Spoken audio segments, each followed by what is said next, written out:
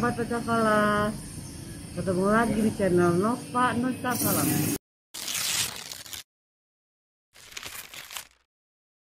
Jangan lupa subscribe dan klik belnya. Terima kasih.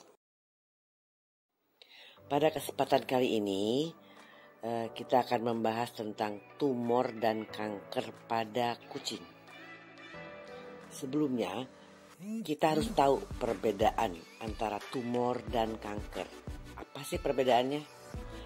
Tumor adalah benjolan yang terjadi karena pertumbuhan sel dan jaringan berlebih yang bersifat jinak maupun ganas. Sedangkan kanker adalah tumor ganas yang berisi sel-sel bersifat kanker dan dapat menyebar ke jaringan sehat di sekitarnya atau bahkan ke jaringan yang lebih jauh dari sumber tumor awal.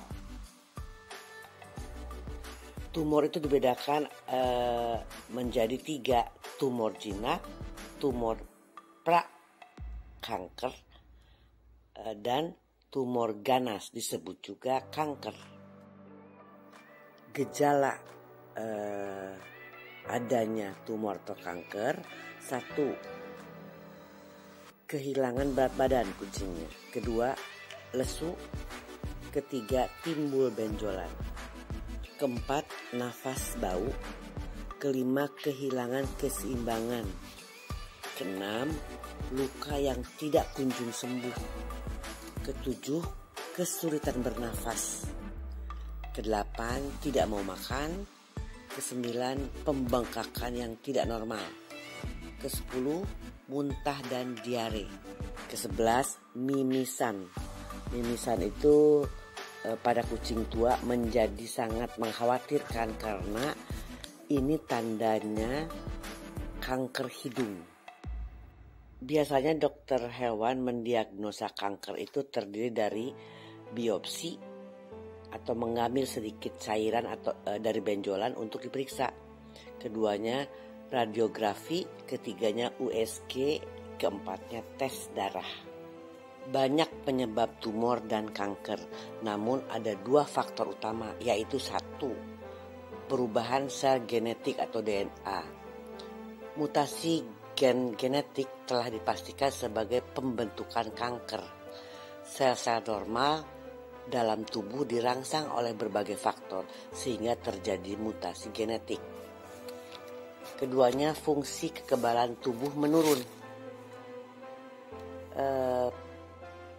Para pakar ahli kanker berpendapat bahwa terjadinya kanker berhubungan erat dengan fungsi kekebalan tubuh yang melemah. Oleh karena itu, meningkatkan fungsi kekebalan tubuh dan meningkatkan stamina fisik sangat penting untuk membantu menyembuhkan kanker. Kedua faktor tersebut menyebabkan operasi dan kemoterapi tidak dapat menyembuhkan kanker hingga tuntas dan selalu kambuh berulang. Karena operasi hanya menghilangkan atau mengangkat benjolan atau tumor, dan kemoterapi adalah menggunakan obat-obatan kimia untuk membunuh sel kanker. Akan tetapi, kedua cara ini, yaitu operasi atau kemoterapi, tidak mampu menghambat terjadinya perubahan mutasi genetik dalam sel dan racun di dalam tubuh. Oleh karena itu, setelah menjalani operasi dan kemo, tumor tersebut kemudian akan tumbuh lagi dan bahkan berpindah area ke organ tubuh yang lain. Selain dari itu, kita harus tahu bahwa efek samping dari operasi dan kemoterapi itu sangat besar dan dapat merusak fungsi kekebalan tubuh sehingga tubuh menjadi lemah. Banyak penderita baik-baik saja sebelum operasi atau kemo, tetapi setelah operasi dan kemoterapi, tubuh kucing semakin lemah, bahkan memperpendek usia kucing. Identifikasi jenis tumor pada kucing. 1. Periksa adanya tumor secara rutin setiap bulan dan ketika perilakunya berubah. Apabila benjolannya ternyata tumor, segera tangani untuk hasil yang terbaik. Biasanya letakkan tangan kita di atas kepala kucing dan mengelus area sekitar telinga dan di bawah lehernya.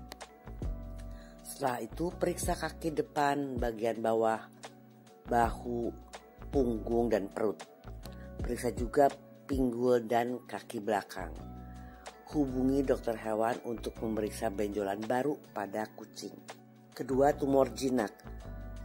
Tumor jinak atau tumor yang tidak bersifat kanker tumbuh dan sangat lambat. Mungkin kita akan menemukan benjolan tersebut ketika ukurannya masih kecil, dan mungkin kita tidak menyadari perubahan ukuran tumor tersebut.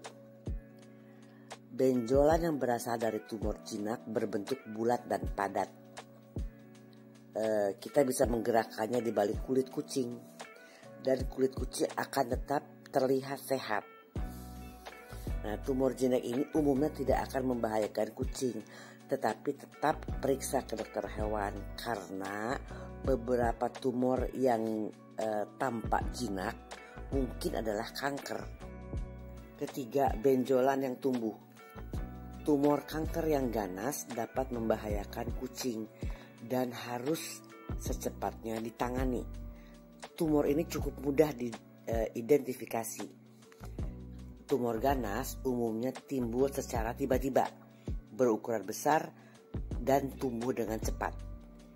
Bentuk tumor ganas cukup aneh dan kulit di atasnya tampak berubah warna dan tidak sehat. Pengobatan kanker. Pengobatan kanker tergantung pada jenis kankernya, parah, tidaknya, dan stadium kanker. Keberhasilan dari pengobatannya tergantung pada persebaran dan keganasan kanker. Deteksi dini pada kanker lebih baik untuk dilakukan karena dapat meningkatkan harapan hidup. Beberapa kanker dapat disembuhkan karena deteksi dini dan pengobatan rutin. Jika kanker tidak dapat disembuhkan, ada beberapa cara untuk membuat kucing hidup lebih baik. Misalnya dengan terapi paliatif, yaitu terapi untuk meningkatkan kualitas hidup kucing, bukan untuk menyembuhkan, tapi mengurangi keluhan dan gejala dari penyakit. Kedua, operasi atau pengangkatan tumor atau kanker. Ketiga, kemoterapi. Keempat, radioterapi. Kelima, imunoterapi. Dikutip dari kompas.com, ada cara pengobatan kanker tanpa radiasi atau kemoterapi. Pengobatan kanker ternyata bisa tanpa kemo. Ada banyak alternatif pengobatan. Salah satunya yang sedang dikembangkan rumah sakit di banyak negara, yaitu pet terapi atau terapi hewan peliharaan. Terapi kanker dengan hewan peliharaan mulai berkembang, didirikan oleh Yayasan Terapi Dog Internasional di Amerika Serikat tahun 1976. Awalnya terapi ini menggunakan anjing, tetapi sekarang dilakukan juga ke kucing. Pengalaman di Nocha Falah tentang tumor dan kanker pada kucing Nocha Falah. Satu, ada kucing betina, dia tumor. Awalnya telinga kucing itu congean atau ada cairan bau di telinganya. Lalu dokter hewan memberi obat ilium eardrop, diberikan selama 2 minggu lebih. Ternyata obat tetes ilium eardrop itu tidak boleh lebih dari 7 hari. Akibatnya beberapa bulan kemudian timbul benjolan kecil seperti kacang hijau. Karena kami khawatir, lalu kami bawa ke dokter hewan. Keputusannya benjolan kecil itu harus diangkat. Beberapa bulan kemudian benjolan itu tumbuh lagi, tumbuh lebih besar. Dibawa lagi ke dokter hewan, lalu dioperasi lagi, diangkat lagi benjolan itu. Tapi beberapa bulan kemudian benjolan itu tumbuh lagi, hampir menutupi lubang telinga. Kembali kami menemui dokter hewan dan disarankan untuk dioperasi lagi. Tapi kali ini kami tidak lakukan karena kasihan kucingnya. 3 kali dioperasi hasilnya sama, tumbuh dan tumbuh lagi. Sampai hari ini kucing ini masih hidup. Sudah berumur 9 tahun sekarang. Hanya telinganya sudah tertutup oleh tumor yang lambat tapi terus membesar. Itu ada foto telinga kucing yang tumornya sudah keluar dari lubang telinga. Kami tetap rawat dengan penuh kasih sayang sampai ajalnya nanti. Ini video kucing yang terkena tumor di kuping, di telinganya. Lubang telinganya sudah tertutup oleh tumor, daging yang sudah keluar dari lubangnya yang merah itu. Keduanya kucing jantan kami. Ini ikon pertama Nocavala. Namanya GC Chandragerhana.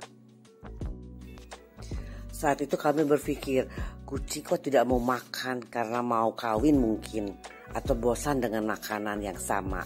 Padahal jika berat badan menurun drastis, berbahaya bagi kucing. Perubahan kulit, ada benjolan, biasanya merupakan tumor jinak. Rasakan jika ada benjolan atau pembengkakan kulit dengan membelai kucing.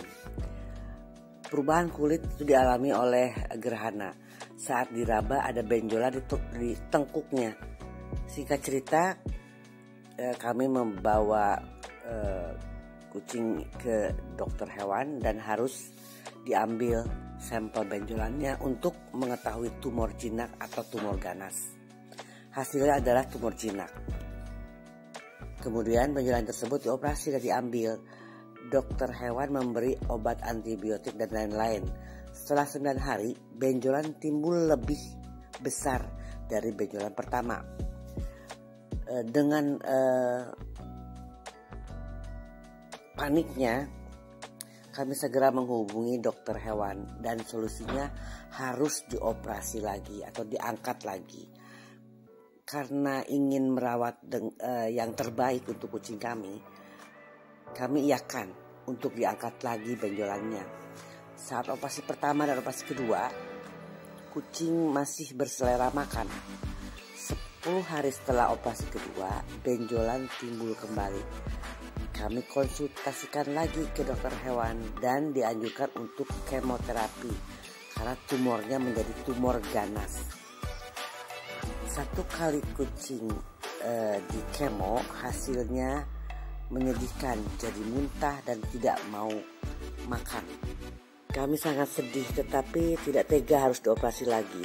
Akhirnya kami putuskan untuk tidak dioperasi lagi dan berusaha sebisanya agar kucing bisa bertahan.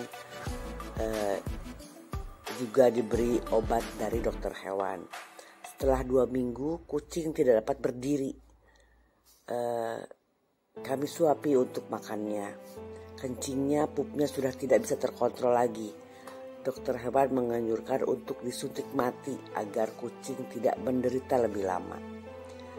Dengan sangat berat akhirnya kami gali tanah untuk siap-siap mengubur kucing Gerhana ini. Saat mau disuntik mati pun kami tidak tega dan tidak berani melihatnya. Kami meminta pada dokter hewan agar kucingnya dibius dahulu baru disuntik mati.